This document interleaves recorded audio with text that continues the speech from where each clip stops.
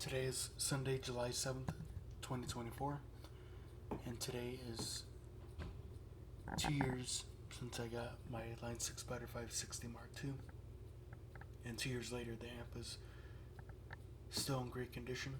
I have no problems with it, and I'm going to be using my LTD Viper 50 and playing for you guys. And I used the Line 6 Spider 5 amp cover. This covers the amp.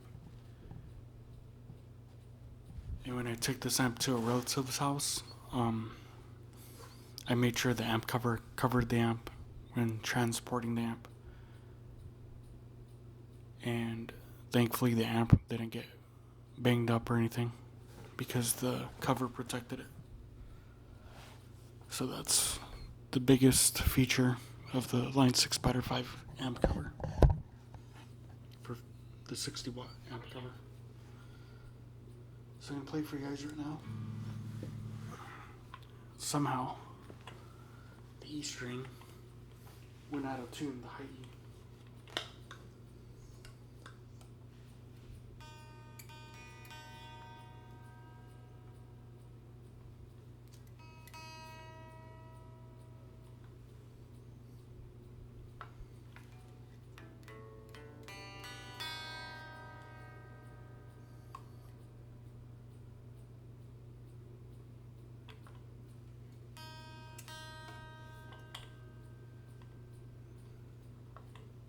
Just give me 1 second, guys. I just need to make sure this is in tune.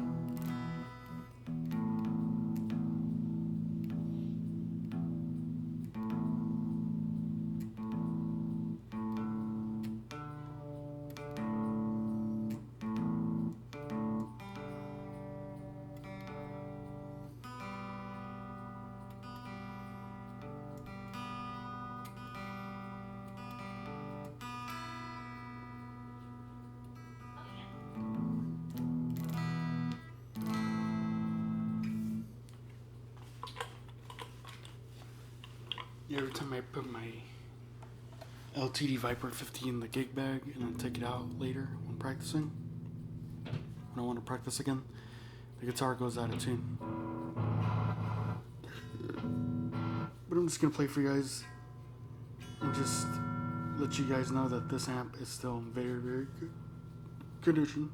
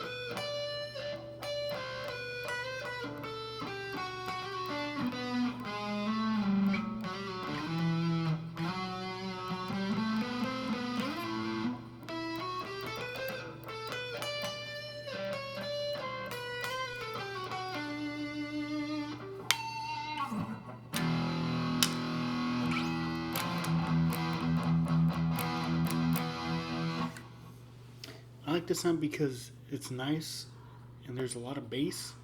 Um, when you go to different channels on this amp, you have to make sure everything's turned up, especially the treble, bass, mid, and I like everything turned up all the way. I like to adjust the bass knob and the treble knob and all that stuff, and make sure it's all at 100%. But it sounds very good with the Jackson JS227 dinky HT guitar. It sounds very good too. But when I traded in my Jackson JS12 at Guitar Center, I just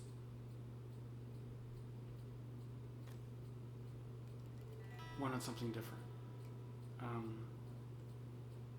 And that guitar is excellent. The only problem with it is it's hard to stay in tune. That's the only issue with the Jackson JS12 guitar. But with the 7-string Jackson JS227, that guitar is amazing. It's a 7-string I wish I had long ago, back in 2015. But around that time, my mind was set on the ESP LTD M17 guitar. And thankfully, with the guitar that has a 26.5-inch scale, you can put an 8-string set on that guitar. So let's imagine this being a 7-string. So you keep your high E. Of course, everything's tuned down all the way to a B. So it's a B, F sharp is the B string, and then your D or your G string, is the D string, the 3rd string. And then your D string is an A, and then your A string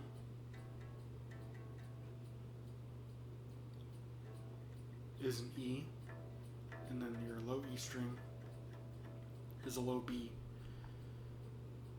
So what you do is you exclude the .64 gauge string, and then of course the low B on the 7-string is you use the highest gauge out of that pack. You use the .74 gauge, making it the low F sharp. So when you put an 8-string set on a 7-string, all you have to do is you have to add strings 1, 2, 3, 4, 5, 6. Don't put the 7th string on in the nut slot where the 7-string sits. You skip that string and you just put the 8th string in the nut slot where the low B string goes, and you make that string the F sharp string, the low F sharp. So can't wait to try that. But yeah, this concludes my 2-year update on the Line 6 Spider 560 Mark II. I'll provide a link below where you can pick up this amp. Let me know what you guys think. Let me know if you guys have this amp and what are your favorite features of this amp. But this is a 2-year update, just letting you guys know that this amp is in very, very good condition. I'm keeping this amp still, and so far this has been my favorite guitar amp to use on a daily basis when practicing, especially when I enjoy practicing with the 7-string guitar plugged in this amp. So like, comment, share, and subscribe. Hope you guys have a great day, and make sure to click the link below in the description where you can buy this amp, and hope you guys have a great Sunday and take care.